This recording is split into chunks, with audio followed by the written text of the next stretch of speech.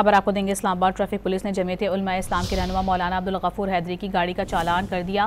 गैर नमूना number plate और काले शीशों पर गाड़ी का चालान किया गया है। मजीद जानते हैं डॉन न्यूज़ के नुमाइंदे शकील कर्रार हमारे साथ मौजूद हैं। जी शकील, कितने रुपए का चालान हुआ है?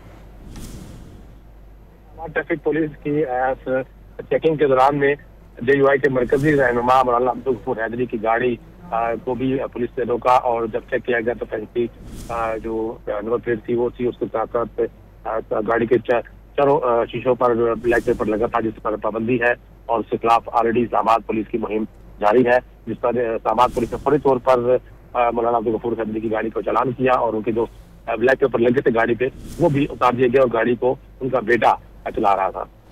बहुत शुक्रिया आपका शकील।